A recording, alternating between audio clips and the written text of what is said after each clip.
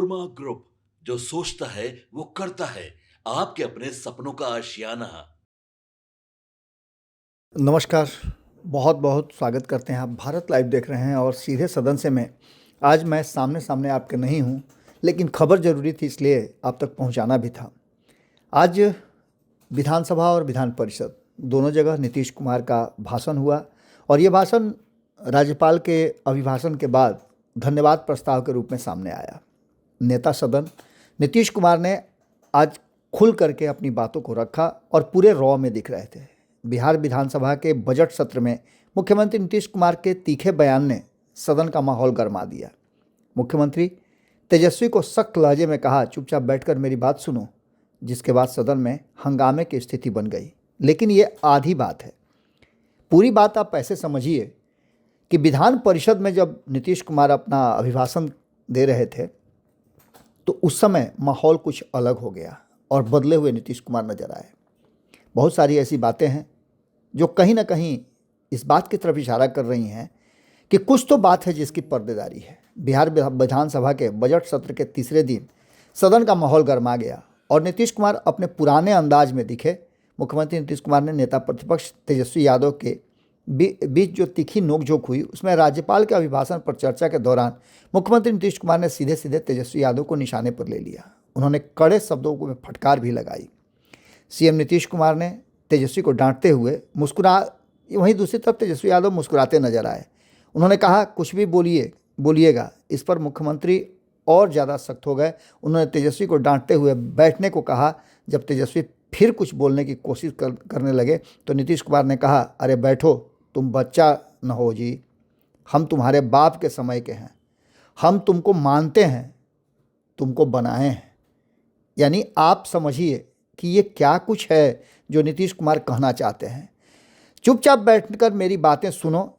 6 विधायकों को खींचने के लिए पैसे कहाँ से लाए थे? गड़बड़ करते थे, उसी का पैसा था। ये सारी बातें नीतीश कुमार ने कही और नीतीश कुमार ने एक तरह से समझिए तो एक झिड़की भी दी और एक आमंत्रण भी दिया।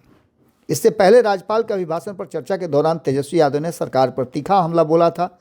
उन्होंने कहा था कि सरकार की 2 पहचान है, झूठी वाहवाही और पूरी लापरवाही। उन्होंने यह भी कहा कि सरकार की नींद बेटियों की चीख से भी नहीं टूटती है।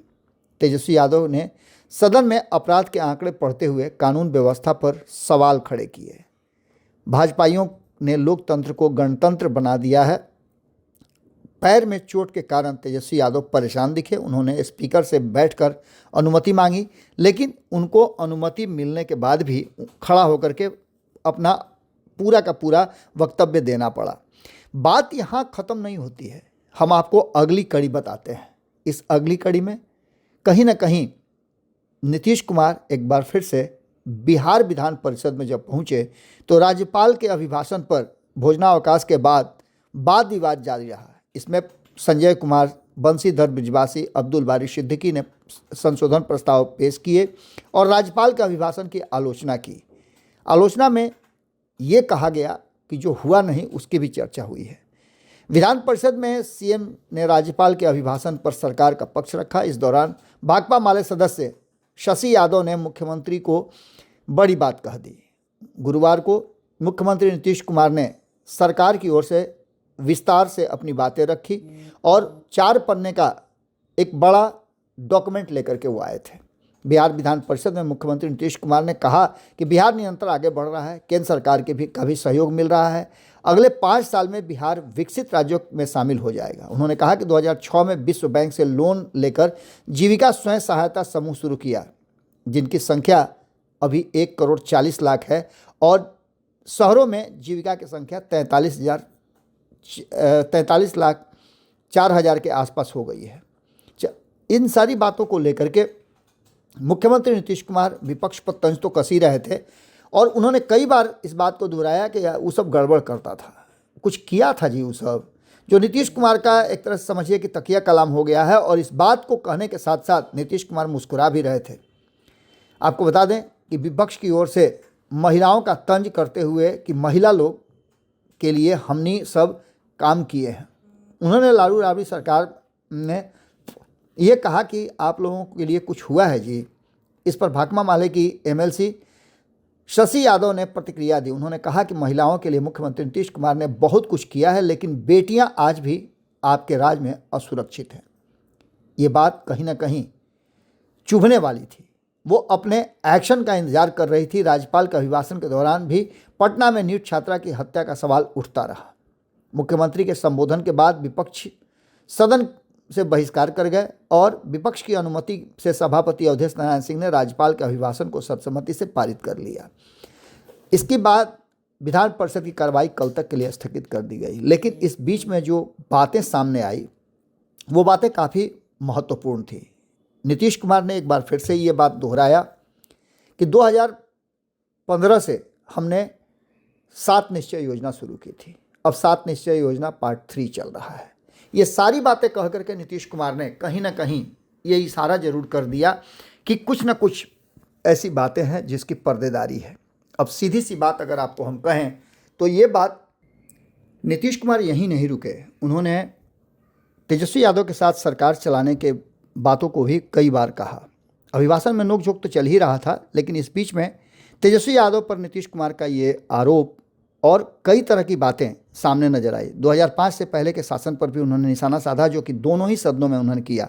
सदन में हंगामा और राजनीतिक प्रक्रिया जो चल रही थी उसमें तेजस्वी यादव और उनके परिवार के राजनीतिक सफर का भी जिक्र किया गया।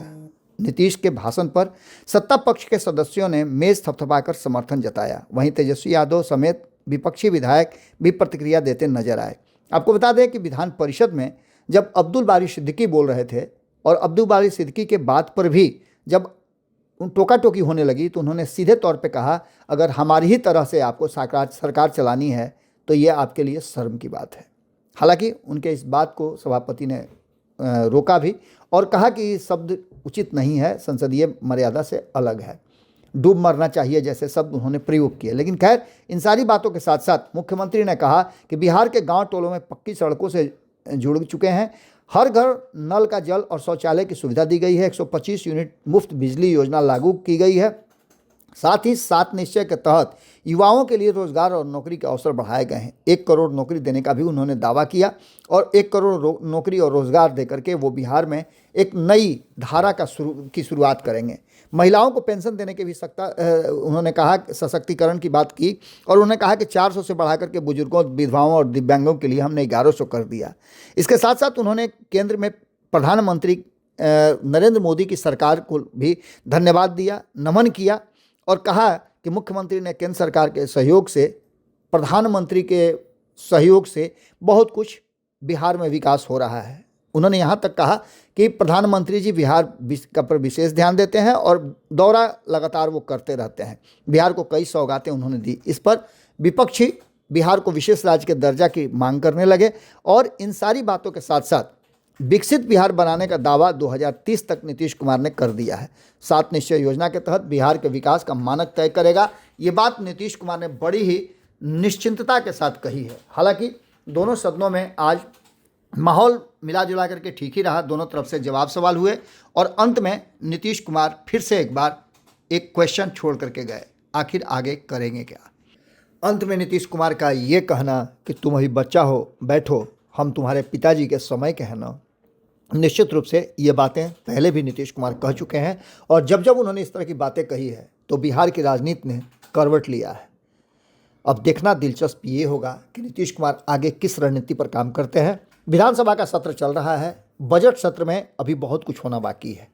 तेजस्वी यादव आज उनको बोलना था, पहुँचे थे सदन में, उनके पैर में तकलीफ़ है, व्हील चेयर पर आए थे और इसके साथ साथ धीरे धीरे करके अब तापमान जो है विधानसभा और विधान परिषद का बढ़ने लगा है। अब देखना होगा कि यह तापमान कहाँ तक जाता है और क्या असर दिखाता है। हमारी नज़र पूरी तरह से विधानमंडल की इस कार्रवाई पर टिकी हुई है। हम आपको एक एक पल की अपडेट देते रहेंगे। जैसा कि आपने देखा भी होगा कि सदन के भीतर से लेकर के बाहर तक हमारी टीम आप तक सदन की एक एक कार्रवाई पहुंचा रही है। हमारी टीम लगातार काम कर रही है। अगर आपके पास भी कोई सवाल हो या फिर आप कोई सुझाव देना चाहते हैं तो कमेंट बॉक्स में ज़रूर लिखिएगा। हमारा ये सिलसिला इसी तरह से जारी रहेगा और आपके साथ हम खबरों का आदान प्रदान करते रहेंगे। बहुत बहुत धन्यवाद। नमस्कार। आपके सपनों को हमने सजाया है, ई होम्स पैनोरामा को हमने बनाया है। ई होम्स मेरा एक सपना था जिस पे मैं पिछले 4 साल से काम कर रहा था। हमने जो बनाया है वो सबने है माना। ई होम्स पैनोरामा में हो आपका भी आशियाना।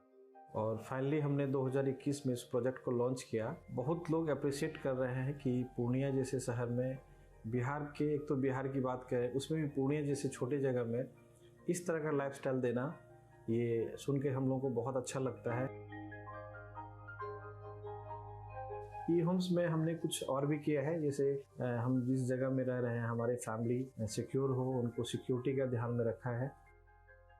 आपकी सुविधा और सुरक्षा आपके लिए खास है, ये आपका विश्वास है। इसमें आर्टिफिशियल इंटेलिजेंस का 7 लेयर सिक्योरिटी का हमने इस्तेमाल किया है। लस ग्रीन कैंपस को बनाया है। यदि हमारा बाउंड्री वाल है तो वो वर्टिकल गार्डन है। ये जितनी भी फैसिलिटी होता है एक इंटरनेशनल टाउनशिप में ई होम्स है, ये हम लोग विश्वास नहीं कर पा रहे हैं। जो भी हमारे मित्र दोस्त या जो भी हमारे बाहर के बाहर आते हैं तो हम लोगों को बहुत अच्छा सुनने को मिलता है और बहुत अच्छा क्रेडिट मिल रहा है। वो सारा हमने सिर्फ एक बिल्डिंग नहीं बनाया, हमें एक बहुत अच्छा लाइफस्टाइल दिया ई होम्स में, और मेरा एक सपना था जिसको मैं आज फुलफिल होते हुए देख रहा हूँ। ये आपका आवास है। ई होम्स पैनोरामा में अब आपका निवास है। E Homes Panorama, luxurious lifestyle redefined. Panorama group, जो सोचता है वो करता है। अगर ये वीडियो पसंद आई और वह बिहार के राजनीति और बिहारियत से सरोकार रखेनी तो सब्सक्राइब बटन दबा के चैनल के सब्सक्राइब कर ली। ओजे एगो घंटी बा, ओकरा बटन दबा देला से कुल सटीक और मारक खबर रुआ मुफ्त में मिल जाई। अगर रुआ पत्रकारिता के हमनी के नया प्रयोग में सहयोग कर चाहतानी तो ज्वाइन बटन दबा दी। पेटीएम नंबर नोट कर ली 9386816700।